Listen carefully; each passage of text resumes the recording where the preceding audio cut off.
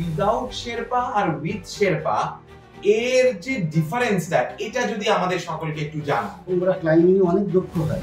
আপনার inspiration of প্রথম যে আপনার ক্লাইম্ব, জীবনের প্রথম ক্লাইম্বিং একটা অ্যাচিভমেন্ট, এটা কোথা থেকে এলো? সোনারপুর আরোহী সংস্পর্শে এসে প্রথম জানতে পারলাম 99 সালে, এবং তারপরে তো এইটা আপনি প্রফেশনাল চয়েসটা এলো কি করে? প্রথমে বলে রাখি মাউন্টেনিয়ারিংটা আমার প্রফেশন নয়।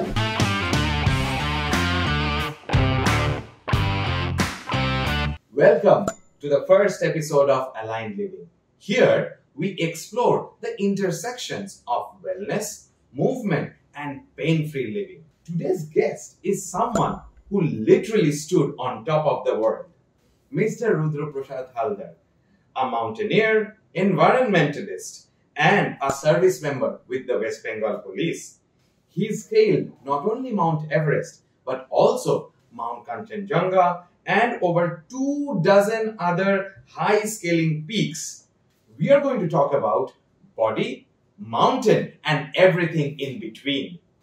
নমস্কার, আমাকে এখানে ডাকার জন্য ডক্টর সঞ্জয় সরকারকে অসংখ্য ধন্যবাদ। আমি অ্যাকচুয়ালি এসেছি এই কাইরোপ্র্যাক্টর বা কাইরোপ্র্যাকটিস ব্যাপারটা কি জানার জন্য, এবং এটা রোগ নিরাময় কিংবা ব্যথা নিরাময়ের জন্য এটা কতটা কাজ করে, কতটা সুবিধা পাওয়া যায়। আমি প্রায় 25 বছর 26 বছর মাউন্টেনিয়ারিং করছি। তা সেই মাউন্টেনিয়ারিং করতে গিয়ে মাঝে মাঝে নানান জায়গায় চোট আঘাত তো থাকেই, এবং সেই চোট আঘাত থেকে কিভাবে প্রতিকার পাওয়া যায়, কাইরোপ্র্যাকটিস করলে কি হয়, কিভাবে সুবিধা পাওয়া যায়, সেটাই জানার আমার মূল উদ্দেশ্য। থ্যাংক ইউ সো মাচ রুদ্র বাবু আপনার নিজের ব্যাপারে বলার জন্য। কিন্তু দর্শক বন্ধুরা, আমি এইটুকু আপনাদের জানাতে পারি বা বলতে পারি যে রুদ্র বাবু নিজেকে very humble, very down to earth. He is one of the foremost and premier mountaineer in India. India হয়তো বলাটা ভুল হবে, সাউথ ইস্ট এশিয়া বা এশিয়ার মধ্যেও একজন অন্যতম mountaineer, and he is an active mountaineer. Am I right mister রুদ্রবাবু, যে আপনি এর পরের যে স্টেপটা করতে চাইছেন, এক্সপেডিশনটা, সেটা কোনখানে যাচ্ছেন একটু যদি বলেন। আমরা সামনে আগস্ট সেপ্টেম্বর মাসে পূজার আগেই আমরা লাদাখ যাওয়ার চেষ্টা করছি। এবং লাদাখের সমুদ্রি লেক যেখানে আছে, সেই সমুদ্রি লেকের পশ্চিম পারে আমরা সেখানে একটা মন্টো গ্রুপ অফ পিকস বলে একটা অঞ্চল রয়েছে, যেখানে সব পিকই ভার্জিন এবং অঞ্চলটাই অলমোস্ট ভার্জিন, মানে কেউ যায় না বা যায়নি এখনো পর্যন্ত, কেউ যায়নি। এবং সেরকম একটা পিকে আমরা উইদাউট শেরপা অর্থাৎ সেলফ সাপোর্টেড একটা এক্সপেডিশন করতে চলেছি। আচ্ছা, আপনার সঙ্গে অ্যাকচুয়ালি কথোপকথন হচ্ছিল কিছুক্ষণ আগেই। এই উইদাউট শেরপা আর উইথ শেরপা এর যে ডিফারেন্সটা, এটা যদি আমাদের সকলকে একটু জানান, মানে তাতে প্রোস এন্ড কনস, অ্যাডভান্টেজ ডিসঅ্যাডভান্টেজটা কি একটু যদি বিস্তারিত বলেন। হ্যাঁ, ঘটনা হচ্ছে যে শেরপারা ওরা হচ্ছে স্বাভাবিকভাবে 17-18 হাজার ফিটে জন্মায়। ওদের অল্টিটিউডে ওদের অ্যাক্টিভিটি অনেক ভালো হয় দেন আমাদের থেকে, সেই কারণে। এবং ওরা ক্লাইম্বিং এ অনেক দক্ষ হয়। সারা পৃথিবীর সমস্ত মাউন্টেনিয়ার তারা কিন্তু সবসময় শেরপাদের সাহায্য বরাবরই নিয়ে এসেছেন, এবং শেরপা ছাড়াও ক্লাইম্ব করা যায়, কিন্তু ওরা যেটা এত সহজে পারে, আমাদের হয়তো একটু দেরি হয়, বাট শেরপা ছাড়াও ক্লাইম্ব করা যায় এবং আমরা করি। আচ্ছা, এই যে দেরি হয় আপনি বললেন, দেরিটা কেন হয় আর কি কারণে, মানে এর যে ডিসঅ্যাডভান্টেজ, যেটা শেরপা ছাড়া আপনি যদি শেরপা লেস উঠছেন, তার ডিসঅ্যাডভান্টেজটা? ডিসঅ্যাডভান্টেজ বলতে ওরা অনেক অল্টিটিউডে অনেক দক্ষ, অনেক সহজ ওরা মুভমেন্ট করতে পারে, ওয়ারাজ আমরা যারা সমতলের লোক, যারা পাহাড়ে যাচ্ছি, তাদের সেখানে গিয়ে অ্যাক্লিমেটাইজটা অত ভালো করে তাড়াতাড়ি হয় না। 1, 2 হচ্ছে ওরা যেহেতু ওদের প্রফেশন, এটা মানে মাউন্টেনিয়ারিং করা এই প্রফেশন ওদের, সেই কারণে ওরা বছরে 3-4 বার যায়, আর আমরা সেখানে বছরে 1 বার যাই। স্বাভাবিকভাবে তো আমাদের থেকে তারা অনেক বেশি দক্ষ হবে। হ্যাঁ হ্যাঁ, 100 বার ভালো বলেছেন মিস্টার হালদার। অ্যাকচুয়ালি অ্যাজ বন্ধুগণ যারা আমাদের সঙ্গে জয়েন করেছেন এখন, অ্যাজ আ ডক্টর আমি এইটা বলতে পারি বিকজ আমি মাউন্টেনিয়ার্সদের নিজে একজন রক ক্লাইম্বার, নিজে স্কাই ডাইভার, এইসব ছাড়াও আমি নিজেকে বলছি হাই অল্টিটিউডের জন্য কি প্রবলেম হয়। যারা শেরপা, যারা হাই অল্টিটিউডে জন্মগ্রহণ করেছেন, তাদের amount of haemoglobin in the blood is at a higher concentration, number 1। Number 2, যেহেতু তাদের হেমোগ্লোবিন কনসেন্ট্রেশনটা বেশি, তাদের oxygen carrying capacity in the blood is also very high. তার মানে অল্প, ওপরে তো অতটা অক্সিজেন নেই, এয়ার ইজ থিনার, লাইটার, একদম হালকা। যত আপনি উপরে যাবেন সেটা আমরা সকলেই জানি। কিন্তু এই যে থিনার লাইটার অ্যাক্লিমেটাইজেশন, মিস্টার হালদার যে বললেন যে অ্যাক্লিমেটাইজ করার জন্য একটা সময় চাই, তাদের সময়টা লাগে না, বিকজ তাদের জেনেটিক্যালি, তারা ডেভেলপমেন্টালি তাদের অক্সিজেন ক্যারিং ক্যাপাসিটিটা বেশি। এইটা আমরা পরে কিন্তু আরো বিস্তারিত বলবো। এখন আমি জাস্ট ইন্ট্রোডিউস করলাম আপনাদের যে আমরা সমতল ভূমিতে যাদের জন্ম আর হায়ার লেভেল অল্টিটিউডে যাদের জন্ম, তাদের বেসিক ফান্ডামেন্টাল ডিফারেন্স হচ্ছে oxygen carrying capacity in the blood, যেটা আপনাকে সাহায্য করবে প্রাণায়ামের থ্রু। এরপরে আমরা আরো কথাবার্তা বলবো এই ব্যাপারে। তো রুদ্রবাবু, আপনার ইন্সপিরেশন অফ প্রথম যে আপনার ক্লাইম্ব, জীবনের প্রথম ক্লাইম্বিং একটা অ্যাচিভমেন্ট, এটা কোথা থেকে এলো? তার সঙ্গে সঙ্গে আপনি এটাকে অ্যাজ আ প্রফেশন কিভাবে আপনি নিলেন বা কেন নিলেন? প্রথমত হচ্ছে আমার গ্রামের বাড়ি। আচ্ছা। সেখান থেকে যখন আমি কলকাতায় পড়াশোনা করতে আসি, সোনারপুরে থাকি তখন হঠাৎ করে সোনারপুর আরোহী বলে এই ক্লাবটার সঙ্গে আমার যোগাযোগ হয়। মানে এটা আপনি সোনারপুরে থাকেন, সোনারপুরে যখন ছিলেন তখনই এই ক্লাবটা ছিল? আচ্ছা আচ্ছা। ক্লাবটা প্রায় 43 বছরের পুরানো। তা সেই ওখানে গিয়ে প্রথম, তার আগে জানতাম না অ্যাডভেঞ্চারটা কি, তার আগে হয়তো পিনাকি ডিউকের আন্দামান অভিযানটা এটা দেখেছিলাম, সেটাই আমার কাছে বেশি প্রায়োরিটি পেত, যে যদি কখনো অ্যাডভেঞ্চার করি ওই রকম করবো। কিন্তু রক ক্লাইম্বিং বা মাউন্টেনিয়ারিং কি জানতাম না। সোনারপুর আরোহী সংস্পর্শে এসে প্রথম জানতে পারলাম 99 সালে, এবং তারপরে তো মানে এখানে অনেক মাউন্টেনিয়ার আছে, তারা গাইড করলো, এবং তারপর থেকে আমার ক্লাইম্বিং লাইফ শুরু। এবং 2001 সালে আমার প্রথম মাউন্টেনিয়ারিং এক্সপিডিশন আমি করি যোগিং পিকে, গঙ্গোত্রী রিজিয়নে। আচ্ছা আচ্ছা আচ্ছা। তো আমরা যেটা বলছিলাম, এটা নয় আপনার প্রথম একটা এক্সপিডিশন হলো, আপনি সেখানে সাকসেসফুল হলে, এইটা আপনি প্রফেশনাল চয়েসটা এলো কি করে? সত্যি কথা বলতে কি, বাঙালিরা মাছে ভাত খেয়েই একদম আরাম করে নাক ডাকিয়ে ঘুমোতে আনন্দ পায়। সেখান থেকেই এই একটা ফিজিক্যাল টোল এক একটা এক্সপিডিশনে যা যায়, এইটা প্রফেশনে নেওয়া, সেই যে ফিজিক্যাল স্ট্রেংথ, সেই যে mental strength, which is much much more important in these kind of extreme critical dangerous expedition, এইটা কিভাবে এলো আপনার মধ্যে? প্রথমে বলে রাখি, মানে মাউন্টেনিয়ারিংটা আমার প্রফেশন নয়, কারণ হচ্ছে মানে মাউন্টেনিয়ারিংটা আমার প্যাশন, প্যাশন এবং প্রফেশন আমার অন্য। পুলিশে আমি কাজ করি, বাট আমরা যখন যারা পাহাড়ে যায় মাউন্টেনিয়ারিং করে, তারা যায়, তাদেরও কষ্ট হয়, কষ্ট প্রত্যেকের হয়, কিন্তু এই কষ্ট করার পরে যে একটা স্বর্গীয় আনন্দ পাওয়া যায়, যে প্রকৃতিকে ভীষণ কাছ থেকে দেখা, এই প্রকৃতিকে ভীষণ কাছ থেকে দেখার জন্য আর অজানাকে জানা, অবশ্যই সেই আগ্রহ তো থাকেই, এই সবটা ওই কষ্টগুলোকে ঢেকে দেয় দিনের শেষে। 100বার, এটা খুব সুন্দর বললেন। আমি আরেকবার বন্ধুগণ মিস্টার হালদারের এই হিউমিলিটিটাতে একটা মানে কমেন্ট করব। উনি প্যাশনকে উঁচু করে দেখলেন প্রফেশনের থেকে। এই প্যাশন আপনার যদি ওনার মতন যদি না থাকে, আপনি গোল বা এম, যেটা আমাদের ড্রিম, আমি এটা করব, এই প্যাশনটার জন্য যা স্যাক্রিফাইস উনি করেছেন, এইটা উনি আগে তুলে ধরলেন।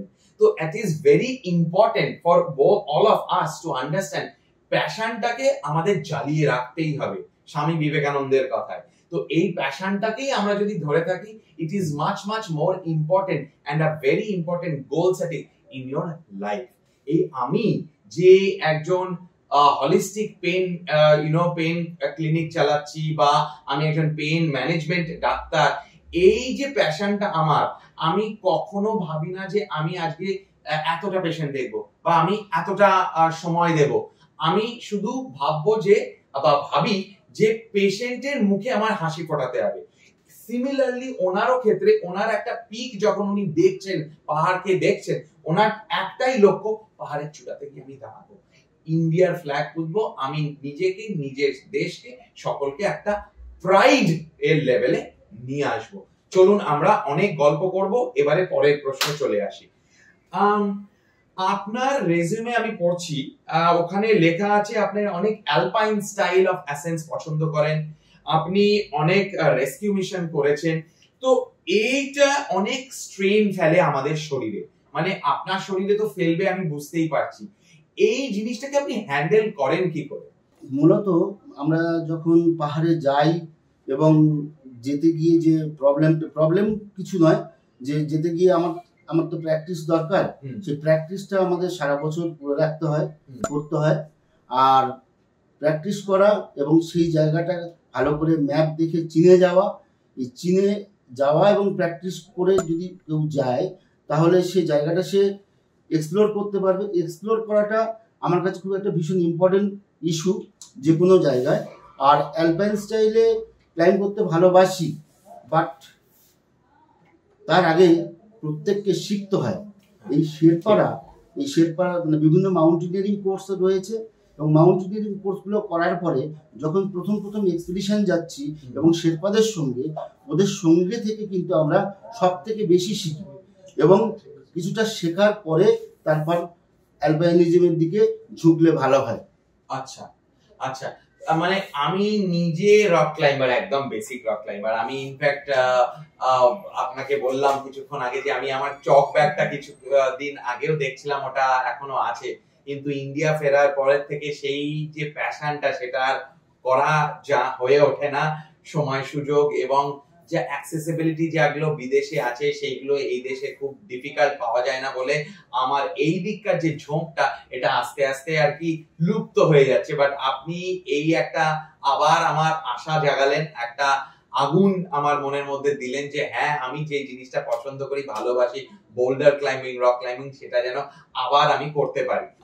তো এইবারে আমাদের জিনিসটা প্রশ্ন আপনার কে, আপনি এত ভারী 20-30 কিলো হয়তো ওজন পিঠে নিয়ে এত তাড়াতাড়ি অ্যাসেন্ড করছেন, আপনার প্রথমে শরীরের প্রথম জায়গাটা কোথায় স্ট্রেস পড়ে বা স্ট্রেন পড়ে, যেটা আপনার মনে হচ্ছে উফ এই জায়গাটা দেখলে আমার ভালো হয়, বা কেন অসুবিধা হচ্ছে, কোন জায়গাটা এটা, আর কখন এই সময়টা হয়? ব্যাপারটা হচ্ছে যে কোনো ট্রেক শুরু করার সময় স্বাভাবিকভাবে প্রথম দিন, আমরা বলি যে প্রথম দিন ট্রেক সবসময় কঠিন হয়। তার কারণ হচ্ছে মানে শরীর অভ্যস্ত থাকে না। প্রথম দিন যখন আমরা রাস্তায় নামলাম তখন স্বাভাবিকভাবে পায়ের উপর স্ট্রেন পড়ে সব থেকে বেশি। আর পিঠে মাল কতটা নেব এবং যে আমার ব্যাকপ্যাকটা সাজানো বা আমরা রুকস্যাক সাজানো, সেটা ইম্পর্টেন্ট। এবং আমরা সবসময় চেষ্টা করি যে ওয়েট ম্যানেজমেন্টটাই খুব ইম্পর্টেন্ট। সেন্টার অফ গ্র্যাভিটি যদি আমার পিঠের মাঝখানের দিকে থাকে এবং কাঁধের ওপরে যদি সেটা ভার দেওয়া যায় এবং ওয়েস্টের ওপর যদি ভার দেওয়া যায় তাহলে কিন্তু আমরা খুব সহজে মাল বইতে পারি। সচরাচর আমরা 12 থেকে 15-16 কেজি আমরা মালপত্র ক্যারি করি। আবার কখনো কখনো প্রয়োজন পড়লে আমরা 20 কেজি 22 কেজি পর্যন্ত মালপত্র ক্যারি করতে পারি। মানে মিস্টার হালদার, এটা কি বলছেন যে লোড ক্যারি করার কোনো ম্যাক্সিমাম লিমিট আছে? যে আপনি 22 কিলোটা বলছেন সেটা কি কোনো, না আমি যদি পারি 25 কিলো করতে পারি সেরকম? না, এটা ম্যান টু ম্যান ভ্যারি করে। যেমন নেপালে এভারেস্ট বেস ক্যাম্পে যারা পোর্টার হিসেবে কাজ করে তারা কমসে কম 80 থেকে 100 কেজি পর্যন্ত লোড ক্যারি করতে পারে। বাপ রে বাপ, মানে 4 গুণ থেকে 5 গুণ ক্যারি করছে, তো ভাবনার বাইরে আর কি আমাদের।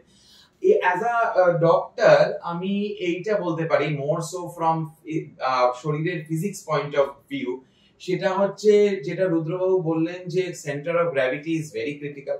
একদম ঠিক কথা।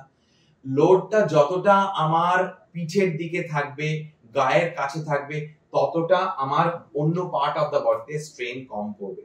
কিন্তু এই যে লোড লিফটিং এর ব্যাপারে আমি আসছি, তার আগে বলে দিই যে আপনি বললেন যে আপনার যখনই প্রথম দিন ফার্স্ট ডে আপনার পাটাতে খুব বেশি একটু স্ট্রেসটা পড়ে স্বাভাবিকভাবেই, বিকজ কাফ মাসেল এর স্ট্রেন বা স্ট্রেংথ যদি না থাকে সেটা স্ট্রেনড হয়ে যাবে, কেননা পা তো এই এবড়ো খেবড়ো উপর দিয়ে যাচ্ছে, কাফ মাসেলটা ধরে রাখতে পারে না।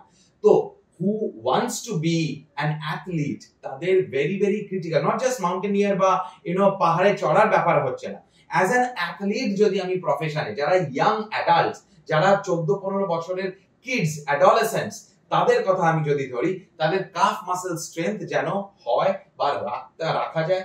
আপনারা যারা ট্রেনার, আপনাদের কাছে যারা আসছে এইরকম একটা প্যাশন, একটা ড্রিম নিয়ে, তাদেরকে এটা মনে রাখতে হবে আমার হাঁটুটাকে প্রোটেক্ট করতে হবে। হাঁটু প্রোটেক্ট করার জন্য calf muscle strength is very very critical and crucial. এবারে আমি এইটাতে বলতে চাই যে যখন সেন্টার অফ গ্র্যাভিটি, মানুষের সেন্টার অফ গ্র্যাভিটি কোথায় থাকে? মানুষের সেন্টার অফ গ্র্যাভিটি মোটামুটি 1.5 থেকে 2.5 সেন্টিমিটার ইন ফ্রন্ট অফ টেলবোন বা সেক্রাম। সেক্রাম মানে টেলবোন, যে পেছনে যেটা থাকে মাঝাতে হাড়টা, তার সামনের দিকে থাকে। তার মানে আমি যদি বেশি সামনে হয়ে যাই হাঁটু ব্যথাতে, তাহলে কিন্তু অন্য জায়গায় সেন্টার অফ গ্র্যাভিটি চলে যাবে গিটের সামনে, আর আমি পড়ে যাব। Very good. তাহলে আমার যখন পিঠে যদি ওজন থাকে, যদি পেছন দিকে হেলে যায়, তাহলে তো আমি পেছন দিকে পড়ে যাব, তাহলে তো আমার সামনে করতে পারবো না। সেই জন্য দামি দামি রক্সাকে, আপনি মিস্টার হালদার বলতে পারবেন ভালো, লোড লিফটার্স আছে, দামি দামি ভালো রক্সাকে বা ব্যাকপ্যাকে প্যাডেড চেস্ট স্ট্র্যাপ আছে, যাতে ভারী যে ওজনটা সেটা মাঝ পিঠ বরাবর থাকে, পিঠের কাছে থাকে, হালকা যে জিনিসগুলো সেগুলো বাইরে থাকে বা ওপরের দিকে থাকে। লোড লিফটার্স, চেস্ট স্ট্র্যাপ, আর do not ever forget hip belt বা হিপ স্ট্র্যাপ, বিকজ যত আপনি সামনের দিকে টেনে রাখবেন আর ওপরের দিকে টেনে রাখবেন, রাকস্যাক বা ব্যাকপ্যাকটা দেখবেন আপনার বডির যে বা স্পাইন, যে স্পাইনটাকে একদম গাল্প করে রাখছেন, একদম আদর খেয়ে বা চুমু খেয়ে রাখছেন। যতটা পিঠের কাছে থাকবে জিনিসটা, ততটা আপনার strain in other parts of the body কম থাকবে। ডক্টর সরকার, আপনার কাছে আমার একটা প্রশ্ন রয়েছে। আমার এখনো পর্যন্ত খুব একটা বেশি কিছু হয়নি, মানে ফিজিক্যালি কিছু সেরকম হয়নি, কিন্তু অবশ্যই করে এই ফ্রস্টবাইট হয়েছে। ফ্রস্টবাইট হওয়ার পরে এই আঙুলগুলোর মাথাগুলো একটু স্টিফ হয়ে গেছে। আচ্ছা, স্টিফ হয়ে গেছে, কিংবা বয়স তো আমার বেশ এখন প্রায় 50-এর কাছাকাছি, 47। তা স্বাভাবিকভাবে আমি 26-এর আমি আর নেই, সুতরাং আমার কিন্তু বেশ মাঝে মাঝে আগের থেকে কিন্তু একটু প্রবলেম হয়।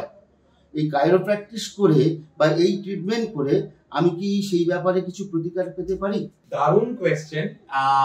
I was expecting this type of question স্বাভাবিকভাবে। তো এটার দেখুন, কখন কি হবে সেটা তো কেউ বলতে পারে না। সেই জন্য ইরিভার্সিবিলিটিটা ভেরি ডিফিকাল্ট টু, মানে ডাইরেক্টলি যে আপনি আগের জায়গায় ফিরে যাবেন কিনা, সেটা is dependent on the type of injury here. আপনার এই যে ফ্রস্টবাইটটা হয়েছে, যেটা দেখাচ্ছেন আপনার আঙ্গুলে, সেই জায়গাতে স্টিফনেসটা কিন্তু আপনার কমে যাবে। তো সেইটা ট্রিটমেন্টটা বা প্রতিকরণ আমি বলে দেবো আপনাকে। কিন্তু ইন ফিউচার যাতে সাডেন যদি আপনার কোনো ইনজুরি হয়, সেটার প্রিভেনশন কিভাবে করবেন বা হলে কি ট্রিটমেন্ট নিয়ে বা প্রতিকরণ নিয়ে আপনি নিজের নরমাল জায়গা ফিরে যাওয়ার একটা প্রচেষ্টা থাকতে পারে, সেই জায়গাটা আমি তুলে ধরছি। It is very important to do warm ups every single day. যেখানে আপনি মাউন্টেনিং যেদিন করছেন এবং যেদিন না করছেন, আমি অনেক ভিডিও দেখেছি মাউন্টেনিয়ার্সরা মাউন্ট এভারেস্টের মানে বেস ক্যাম্প ছেড়ে অ্যাডভান্স ক্যাম্প 8-এ চলে গেছে। তারপরে মানে সেই দিন ভোর রাত্রে 2-2:30-এর সময় বেরোবে to scale the peak of Mount Everest. ঘুম থেকে উঠেই একটা এনার্জি ড্রিঙ্ক খেয়ে হাঁটা লাগিয়ে দিল। Very very incorrect. 5 মিনিট হোক, 10 মিনিট হোক, ওই হাই অ্যালটিটিউডে আমি কোনো এক্সারসাইজ এরকম করতে বলছি না, because you have to conserve energy in that thin air, and অক্সিজেনের একটা ক্যারিং ক্যাপাসিটি আছে, নাম্বার অফ অক্সিজেন সিলিন্ডার, সেটা আমি বুঝি। কিন্তু স্ট্রেচিং করতে তো বাধা নেই। আমি তো ওয়ার্ম আপটাই চাইছি, পরের ফেজ তো চাইছি না। তো ওয়ার্ম আপ যদি না করি, তাহলে কিন্তু higher likelihood of injury in bigger joints, hip, knee, ankle, shoulder, elbow, এই জাতীয় জয়েন্টস আর, বিকজ সারা দিনে সারা রাত্রে কুঁকড়ে ঠান্ডার মধ্যে শুয়ে আছেন, ওটা একদম আড়ষ্ট তো হবেই হবে, হতে বাধ্য, স্টিফনেস থাকবে। সেই জায়গাটাকে ব্লাড সার্কুলেশন আনার জন্য একদম মানে জরুরি 10 minutes of stretching exercises before you even start walking towards the ascent, একদম না। আর আপনি যখন সমতল ভূমিতে যখন করছেন, তখন stretching, warm up, high intensity strength training, আর তারপরে কুল ডাউন। এই যে ফেজটা, 3টে ফেজ বললাম, এই 3টে ফেজ 4 days a week করতে হবে। আর অন্য 3 দিন সুইমিং করতে হবে। একটা চিট ডে দিতে পারেন, কিন্তু এই চিট ডেটা বন্ধ হয়ে যাবে within 90 days of an ascent। যদি বড় মানে টপ 10 পিক আপনি যখন প্রিপেয়ার করছেন, তার 3 মাস আগে থেকে কোনো চিট ডে থাকবেন। every 7 days, all 7 days in a week you have to start continuing exercises। তাহলে risk of injury, chance of injury, coming back from injury towards normalcy will be fantastic। আমরা কোনো expedition যাওয়ার আগে কি করলে আমাদের injury prevention করতে পারবো, আমাদের এক্সপেডিশনটা খুব সহজে করতে পারবো, যেখানে শারীরিক সমস্যা খুব একটা বড় করে দেখা দেবে? এটা খুবই ভালো প্রশ্ন। প্রাইমারিলি 3টে জিনিসের দিকে আমাদের লক্ষ্য রাখতে হবে। নাম্বার 1, আমাদের core muscle strength, spinal strength, dynamic and static stability কতটা আছে, আর যদি না থাকে তার জন্য কি কি ব্যায়াম করতে হবে। সেকেন্ড, আপনার যেটা exercises for hip, knee, foot and ankle should be optimum, because তার যদি dynamic stability of hip, knee, foot and ankle না থাকে, তাহলে আপনি লোড বিয়ার করে যে মাইলের পর মাইল হাঁটা, মাইলের পর মাইল ক্লাইম্বিং, সেটা কিন্তু অনেকটা পিছিয়ে যাবে অন্য টিম মেম্বারসদের সঙ্গে। নাম্বার 3, ওই ফার্স্ট দুটো actually exercise point of view থেকে বলছি। নাম্বার 2, আপনার ব্যাকপ্যাকের যে, আপনি নিজেই এই কথাটা তুলেছেন, ব্যাকপ্যাকের যে লোড বেয়ারিং এর যে ডিজাইনটা, সেইটা is very critical for your success. কোথায় কি জামা কাপড় নিচ্ছে, কোথায় কি আপনার জিনিসপত্র, মাউন্টেনিয়ারিং, ক্লাইম্বিং এর রোপস, গ্রিপার, ক্র্যাম্পন কোথায় রাখছেন, সেই জিনিসগুলো যত পিঠের কাছে হয়, হেভি ওয়েট জিনিসগুলো যত পিঠের কাছে হয়, আর লোডটা যত মিনিমাইজ করা যায়, অক্সিজেন সিলিন্ডার যত মিনিমাইজ করা যায়, সেই জিনিসটা আপনাকে দেখতে হবে। যত লোড কম পিঠে থাকবে, তার মানে ওভারঅল বডি ওয়েট কম থাকবে, তাহলে আপনার হাঁটতে চলতে সুবিধা হবে। Number 3, and very critical, especially in all western countries, Europe, America ছাড়া যত ডেভেলপড কান্ট্রিজ আছে যারা mountaineers, they always go for chiropractic alignment before a climb and expedition। কারণ কি, একটা বডিতে তো টোল নেবেই। আপনি নিজেই বললেন আপনার এখন 50 বছরের কাছাকাছি বয়স, এখন আপনি আর 25 বছর বা 26 বছরের নেই। স্বাভাবিকভাবে এই যে 2 যুগ কেটে গেল, সেই আগের যে আপনার লাইফস্টাইল, আপনার যে স্ট্রেংথ, আপনার যে ইনজুরি প্রিভেনশনের ক্যাপাসিটি, সেটা তো সম্ভব না থাকা। সেই জন্যই কাইরোপ্র্যাকটিক ট্রিটমেন্টে হোল বডি অ্যালাইনমেন্ট যখন করে যাবেন, তাহলে আপনার যে বডির পশ্চার থাকবে সেটা কারেক্ট হবে। কারেক্ট হয়ে গেলে আপনার অনেকটা প্রিভেন্টেটিভলি আপনি নিজেকে স্ট্রেস আর স্ট্রেন থেকে মুক্ত করছেন। আচ্ছা, আমরা তো অনেক রকম প্র্যাকটিস করি সচরাচর, কিন্তু কাইরোপ্র্যাকটিস জিনিসটা কেমন? এটা কাইরোপ্র্যাকটিক জিনিসটা হচ্ছে একটা no medicine, no surgery type of treatment. এবারে ট্রিটমেন্টটা তাহলে কি, হাতের সাহায্যে হাড়গুলো মাইক্রোস্কোপিক্যালি একটু নড়ে থাকে। দৈনন্দিন জীবনে স্ট্রেস, টেনশন, সারাদিন কাজ, বসে কাজ, দাঁড়িয়ে কাজ, যাই হোক না কেন, বাইকে চড়া, টু হুইলারে চড়া, বাসে ট্রামে চড়া, এত রাস্তার যা অবস্থা, তাতে আমাদের স্পাইন নড়ে যায়। এই জিনিসটাকে রিঅ্যালাইন করা হচ্ছে chiropractic with the best of hands. আপনার এই সূত্রে একটা প্রশ্ন রুদ্রবাবু, সেটা হচ্ছে আপনি একটা কোনো কি ক্লাইম্বের আগে রুটিনলি কোনো স্ট্রেচেস বা এক্সারসাইজেস করেন, যেটা আপনার ওয়ার্ম আপের বা আপনার মেন্টাল ফোকাসের জন্য যেটা আপনাকে সাহায্য করে, but it gives you a push বা বুস্ট? হ্যাঁ, অবশ্যই করে। সচরাচর আমি যখন মাউন্টেনে যাই, সব থেকে বিশ্বাস করি যে দৌড়ানো। কিন্তু দৌড় শুরু করার আগে স্বাভাবিকভাবে তো একটা ওয়ার্ম আপ করতে হবে, এবং দৌড়ের পরে টুকটাক ব্যায়াম করা, এবং সেগুলোর পরে কুল ডাউন অবশ্যই করে করি। এটাই মোটামুটি রুটিন থাকে, এবং সেটা মোটামুটি একটা এক্সপিডিশন যাওয়ার 2-3 মাস আগে থেকে একটু বেশি করে করতে থাকি। আচ্ছা, তাহলে আমরা ওই জায়গাতেই আছি বন্ধুগণ, যে ওয়ার্ম আপ, এক্সারসাইজ আর কুল ডাউন, এই 3টে ফেজের যেন গন্ডগোল না হয়। তাড়াহুড়ো করে জিমে ঢুকে গেলাম, তারপরে জিম করে কিন্তু 100 বারের মধ্যে 99 বার কিছু হবে না। ওই একবার ওয়ার্ম আপ বা কুল ডাউন না করে আবার জিমে ঢুকে ব্যায়ামটা করলাম, ওজন তুললাম, ব্যাস ইনজুরি হয়ে গেল, সারা জীবনের জন্য জিম যাওয়া বন্ধ। এই জিনিসটা ফাঁকি দেবেন না, ওয়ার্ম আপ আর কুল ডাউনটা। আমরা নেক্সট প্রশ্নে চলে যাই। আপনি রুদ্রবাবু 25 বছরে প্রায় কাছাকাছি হয়ে গেছে, আপনি পাহাড়ে অ্যাজ আ মাউন্টেনিয়ার আপনি পাহাড়ে যাচ্ছেন। এত বছর ধরে আপনার শরীরে তো একটা টোল পড়বেই, সেইটাকে আপনি যখন একটা এক্সপেডিশন থেকে ফিরে আসেন, আপনি বাড়িতে বা নিজের শরীরের জন্য, শরীর চর্চার জন্য কি কি করেন যাতে আবার নরমাল লাইফে ফিরে আসেন এবং পরের এক্সপেডিশনের জন্য প্রিপারেশনটা নিতে পারেন? যেহেতু সারা বছর অন্তত 2-3 বার করে মাউন্টেনে যাই, সুতরাং সেই 2-3 বার যাওয়ার জন্য কিন্তু আমার প্র্যাকটিস করতে হয়।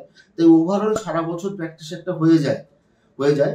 তবে এক্সপিডিশন থেকে ফিরে আসার পরেই ঠিক তখন অত কষ্ট করে আবার নতুন করে প্র্যাকটিস সঙ্গে সঙ্গে শুরু করতে পারি না। কিছুদিন রেস্ট দেওয়ার পরে আবার নর্মাল লাইফে যখন চলে আসি তখন কিন্তু আবার প্র্যাকটিসটা আমার চলতেই থাকে। আচ্ছা, এই জায়গাটায় রুদ্রবাবু একটা ভালো পয়েন্ট বলেছেন, and this brings us to a very nice concept. সেটা হচ্ছে chronological age versus biological বা spinal health। এই কথাটা অর্থ কি? chronological age, যাই দিন থেকে আমরা জন্মেছি, এভরি ইয়ার আমাদের একটা বার্থডে আসে, জন্মদিনের দিন আমরা কেক কাটি আর আমাদের বয়স বাড়ছে।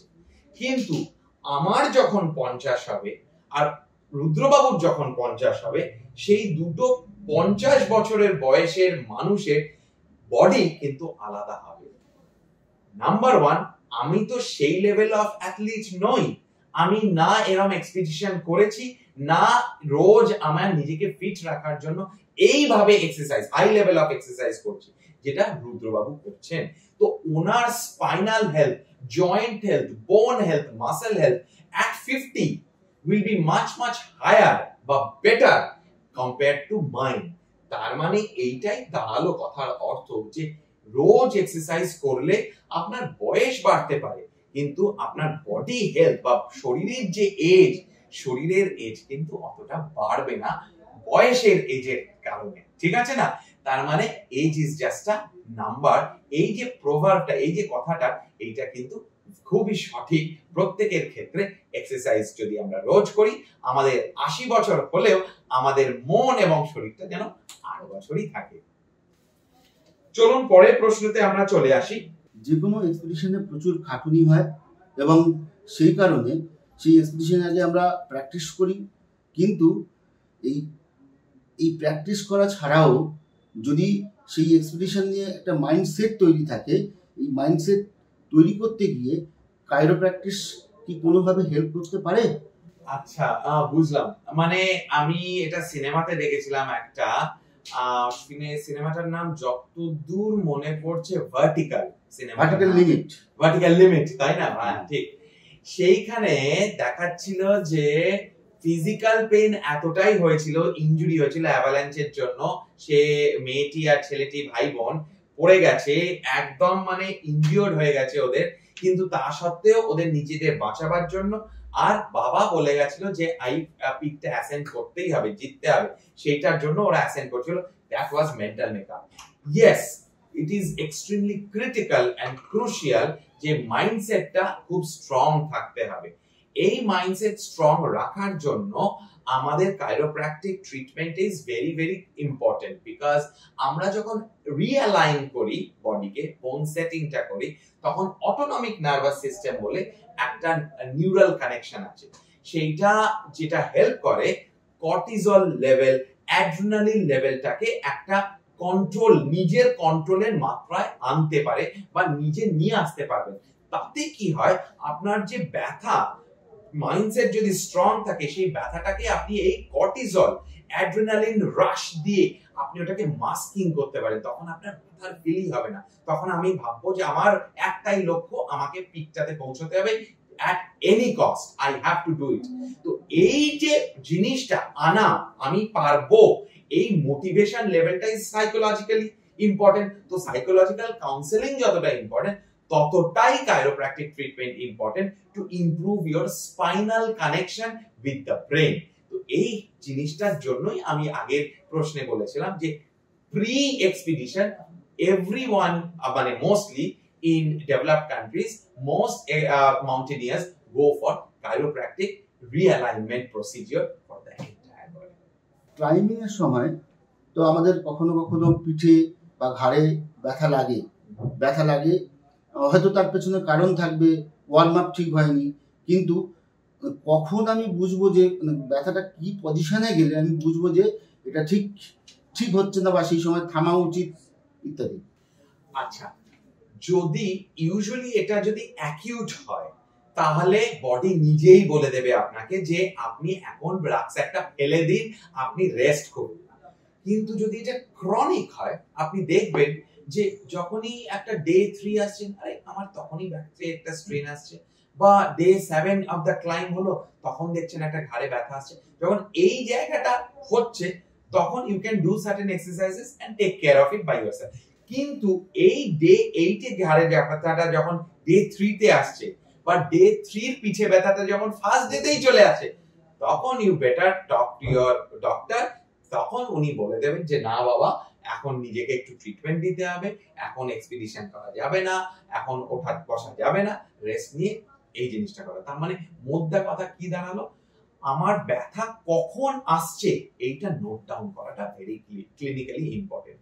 এই ব্যথার যে আশাটা যত এগিয়ে আসবে তত তার মানে আপনার ক্রিটিক্যালিটিটা বাড়ছে, আর ডাক্তারের কাছে যখন যাওয়াটা খুব খুব ইম্পর্টেন্ট হয়ে যাচ্ছে। আচ্ছা, এইবারে আমার একটু একটা কোয়েশ্চেন আছে আপনার জন্য। আপনার কোন পাহাড়ে আর একটা বার চড়তে, আপনার যদি শরীর পারমিট করে চড়তে আপনি ইচ্ছুক হবেন, সেই পাহাড়ের নামটা? আমি সচরাচর কখনো একই পিকে দুবার যাইনি। আচ্ছা, এটা আমার মেন্টাল সেটআপটা খানিকটা এরকম যে বারবার এক জায়গায় যেতে ভালো লাগে না। ঠিক। তা এভারেস্টে দুবার যেতে হয়েছিল, কারণ 2015 সালে প্রথমবার গেছিলাম, ভূমিকম্প হয়েছিল, আর 16 সালে যেতেই হয়েছিল। তা 16 সালে তার মানে আপনি পিকটা অ্যাচিভ করেন। হ্যাঁ, আচ্ছা। কিন্তু ঘটনা হচ্ছে এরকম 2-4টে পাহাড় আছে যে পিকগুলো আমি ক্লাইম্ব করতে গিয়ে ক্লাইম্ব হয়নি সেবারে, কিন্তু আমার ভীষণ ইচ্ছা করে যে সে পিকগুলো যাই, কিন্তু পরিস্থিতি এদিকে টেনে নিয়ে যায় যে সেই পিকে যেতে গেলে আবার একটা হিউজ খরচের ব্যাপার রয়েছে। তখন মন বলে যে ঠিক আছে, এইটার থেকে অন্য কোনো নতুন জায়গায় এক্সপ্লোর করো, নতুন জায়গায় যাও, সেটাই আমার মনে হয়। সেরকম পিক অবশ্যই করে কিছু আছে। আগের বছর 2024 সালে গুপ্ত পর্বত বলে একটা পর্বত আমরা পুরো এক্সপ্লোর করে ক্লাইম্ব করেছিলাম, এবং গুপ্ত পর্বতের পাশে শিকর বে বলে একটা বিখ্যাত পিক রয়েছে, যে পিকটা ক্লাইম্বাররা সচরাচর ক্লাইম্ব করতে চায় না বা করেনি দীর্ঘদিন ধরে। তা মানালির খুব কাছে থাকা সত্ত্বেও সেই পিকটাতে আমরা প্রায় 1100-1150 মিটার স্ট্রেট ফেসে ক্লাইম্ব করে গিয়ে দেখতে পাই বাক্সুন্ড এবং ফিরে আসি।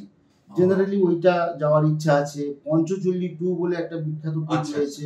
এরকম 3-4টে পিক তো মনের গভীরে রয়ে গেছে। আচ্ছা, রাইট। ভালো।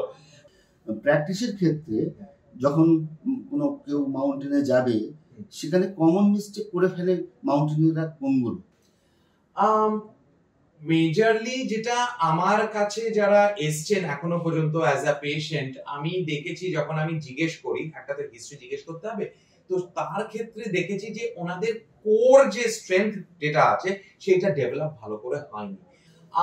এক্সারসাইজের যে ব্যাঘাত, এক্সারসাইজ যখন করছেন সেই technique of doing the exercises এর কিছু একটা এরার।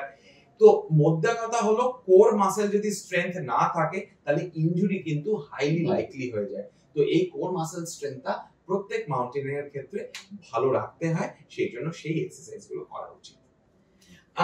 আরেকটা কোয়েশ্চেন আমার রুদ্রবাবু আপনার কাছে, আপনার এতগুলো 25 বছর ধরে আপনি মাউন্টেনিয়ারিং করেছেন, সবচেয়ে বডি পার্টের মধ্যে কোন অঙ্গ প্রত্যঙ্গর জায়গা আপনাকে কষ্ট দিয়েছে এই বিগত 2 যুগের উপরে মাউন্টেন ক্লাইম্ব করতে গিয়ে? বডি পার্টের মধ্যে অবশ্যই করে পায়ের কষ্ট, কাপ মাসেলের কষ্ট অত বেশি হয়নি, যেহেতু এইদিকে আমার প্র্যাকটিসটা একটু ভালো ছিল। আচ্ছা, কিন্তু যেটা আমার শ্বাসকষ্ট, এটা কিন্তু সবসময় একটু বেশি হয়। আচ্ছা, এবং সেটা খুব প্র্যাকটিস না করে যাওয়ার ফলেই হয়। ঠিক। মানে প্র্যাকটিসটা ঠিক রাখলে মনে হয় এগুলো সব কেটে যায়, কিন্তু বেশিরভাগ ক্ষেত্রে দেখেছি শ্বাসকষ্টের জন্য আমার বেশি সমস্যা হয়, কিন্তু বডির যে স্ট্রেংথের ব্যাপারটা সেটা অতটা আমার জন্য ম্যাটার করে না। আচ্ছা, এই রুদ্রবাবুর এই পয়েন্টটাতে আমি একটা কমেন্ট করব যে শ্বাসকষ্ট যাদের হয়, যে মাউন্টেনিয়ার্সদের, কয়েকটা জিনিস করা উচিত আর কয়েকটা জিনিস বাধ্যতামূলক না করা উচিত। Alcohol and cigarette smoking deadly, যারা মাউন্টেনিয়ার তাদের জন্য ডেডলি, তাদের লাং ফাংশন ভালো থাকবে না। আর দুটো জিনিস যেটা করা উচিত, সুইমিং অতি অবশ্যই, সেকেন্ড হচ্ছে গিয়ে যাদের স্পাইরোমিটার বলে এক রকমের ইকুইপমেন্ট বা ইনস্ট্রুমেন্ট পাওয়া যায়, সেই স্পাইরোমিটারটা রোজ করা, দিনে 2 বার করে, যাতে তাদের লাং ভলিউমটা অপটিমাম থাকে। আচ্ছা, কোন ট্রিটমেন্ট গুলো মাউন্টেনিয়ারদের বাধ্যতামূলক করা উচিত, বা আপনার কাছে যদি আসে তার কি করবে? আচ্ছা, যেটা আমি বলেছিলাম কিছুক্ষণ আগে, যে যখনই কেউ মাউন্টেন ক্লাইম্ব করছে তার একটা ফিজিক্যাল বা পশ্চারের চেঞ্জেস আসে। আর অনেক বছর ধরে যারা করছেন মাউন্টেনিং, তাদের তো হবেই পশ্চারাল চেঞ্জ, তাদের শরীরে একটা তো মানে শক্তির যে ব্যাপারটা সেটা থাকলেও বডি কিন্তু, আর ওই যে ইনজুরি হয়ে হয়ে আসছে, সেটার একটা ক্ষতিগ্রস্ত জায়গায় থাকে। সেই জন্য আমার কাছে প্রত্যেক মাউন্টেনিয়ার বা রক ক্লাইম্বার যারাই এক্সপিডিশনে যাচ্ছেন, যারাই কোনো একটা ট্রেকে যাচ্ছেন, অ্যাডভান্স ট্রেকে যাচ্ছেন, তাদের কাছে যাওয়ার আগে একটা হোল বডি অ্যালাইনমেন্ট আমার কাছে করে যাওয়া very very necessary, to keep the spinal alignment, to keep হাতের এবং পায়ের লিম্বের যে একটা বোন সেটিং, সেটা করে নেওয়া খুব খুব important to have a successful climb.